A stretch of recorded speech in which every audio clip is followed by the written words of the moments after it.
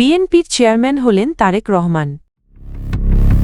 এনসিপির কেন্দ্রীয় নির্বাচন পরিচালনা কমিটি পুনর্গঠন।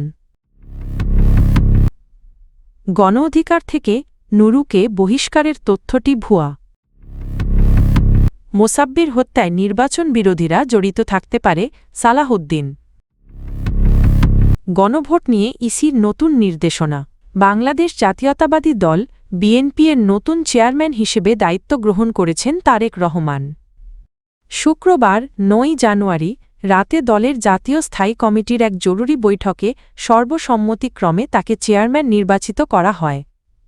বিএনপির এক বিবৃতিতে জানানো হয়, সাবেক প্রধানমন্ত্রী ও বিএনপি চেয়ারপারসন বেগম খালেদা জিয়ার মৃত্যুর পর দলীয় গঠনতন্ত্র অনুযায়ী চেয়ারম্যান পদ শূন্য হয়।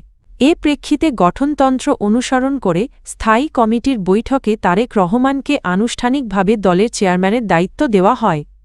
এর মাধ্যমে দীর্ঘদিন ভারপ্রাপ্ত চেয়ারম্যান হিসেবে দায়িত্ব পালনের পর তিনি বিএনপির পূর্ণাঙ্গ চেয়ারম্যান হিসেবে দায়িত্ব গ্রহণ করলেন। ত্রয়োদশ জাতীয় সংসদ নির্বাচন ও গণভোটে হ্যাঁ ভোটের পক্ষে প্রচারণা জোরদার করতে জাতীয় নাগরিক পার্টি এনসিপি তাদের কেন্দ্রীয় নির্বাচন পরিচালনা কমিটি পুনর্গঠন করেছে। শুক্রবার ৯ জানুয়ারি রাতে দলের আহ্বায়ক নাহিদ ইসলাম ও সদস্য সচিব আক্তার হোসেনের যৌথ স্বাক্ষরে কমিটিটি অনুমোদন দেওয়া হয়। পুনর্গঠিত কমিটিতে চেয়ারম্যান করা হয়েছে আসিফ মাহমুদ সজীব ভূঁইয়াকে এবং সেক্রেটারি করা হয়েছে মনিরা শারমিনকে।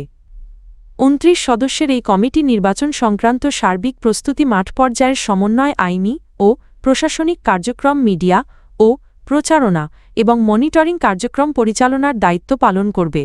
গণ অধিকার পরিষদের সভাপতি নুরুল হক নূরকে কারণ দর্শানোর নোটিশ ও দল থেকে সাময়িক অব্যাহতির খবরকে ভুয়া ও উদ্দেশ্য প্রণোদিত গুজব বলে দাবি করেছে দলটির শীর্ষ নেতৃত্ব। শুক্রবার ৯ জানুয়ারি এক অডিও বার্তায় দলের ভারপ্রাপ্ত সাধারণ সম্পাদক হাসান আল মামুন জানানো, তার স্বাক্ষর জাল করে একটি মিথ্যা প্রেস বিজ্ঞপ্তি সামাজিক যোগাযোগ মাধ্যমে ছড়ানো হয়েছে। তিনি স্পষ্ট করে বলেন, এ ধরনের কোনো সিদ্ধান্ত দল থেকে নেওয়া হয়নি। দলটির নেতারা জানান, বিএনপির সঙ্গে আসন সমঝোতা ও নির্বাচনী পরিস্থিতিকে কেন্দ্র করে রাজনৈতিক ফায়দা লুটতেই একটি পক্ষ এই অপপ্রচার চালাচ্ছে। গণ অধিকার পরিষদ সবাইকে গুজবে বিভ্রান্ত না হওয়ার আহ্বান জানিয়েছে এবং যাচাই ছাড়া কোনো তথ্য প্রচার না করার অনুরোধ করেছে। বিএনপির স্থায়ী কমিটির সদস্য সালাহউদ্দিন আহমদ বলেছেন, স্বেচ্ছাসেবক দলের নেতা আজিজুর রহমান মোসাব্বির হত্যাকাণ্ড একটি সুপরিকল্পিত ষড়যন্ত্র এবং এতে নির্বাচন বিরোধী অপশক্তির সংশ্লিষ্টতা থাকতে পারে। শুক্রবার বিকেলে মোসাব্বিরের বাসায় গিয়ে পরিবারের সদস্যদের সান্ত্বনা দেওয়ার পর সাংবাদিকদের তিনি বলেন, যারা নির্বাচন চায় না তারাই এই হত্যাকাণ্ডের সঙ্গে জড়িত থাকতে পারে। তিনি ঘটনার সুষ্ঠু, নিরপেক্ষ ও বিশ্বাসযোগ্য তদন্ত দাবি করে বলেন, পতিত স্বৈরাচার নির্বাচন বানচাল করতে ধারাবাহিক ষড়যন্ত্র চালাচ্ছে, যা আইন শৃঙ্খলা বাহিনীকে কঠোরভাবে দমন করতে হবে। এ সময় সালাউদ্দিন আহমদ মোসাব্বিরের স্ত্রী ও সন্তানদের আজীবন দায়িত্ব বিএনপির পক্ষ থেকে নেওয়ার ঘোষণাও দেন। ত্রয়োদশ জাতীয় সংসদ নির্বাচন ও গণভোট উপলক্ষে ভোটগ্রহণের সময় প্রতিটি ভোটকেন্দ্রে গণভোট সংক্রান্ত ব্যানার প্রদর্শন বাধ্যতামূলক করেছে নির্বাচন কমিশন ইসি।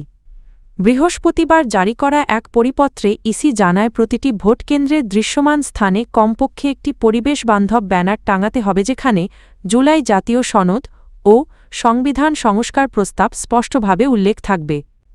ব্যানারের নমুনা ইসি সরবরাহ করবে এবং জেলা নির্বাচন কর্মকর্তারা স্থানীয়ভাবে তা মুদ্রণ করবেন।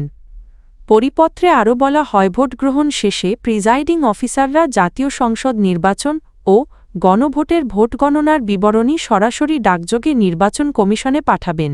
এজন্য প্রতিটি ভোটকেন্দ্রে ২টি বিশেষ খাম সরবরাহ করা হবে এবং খাম দ্রুত পৌঁছাতে পোস্ট অফিসগুলো ২৪ ঘণ্টা খোলা রাখার নির্দেশ দেওয়া হবে।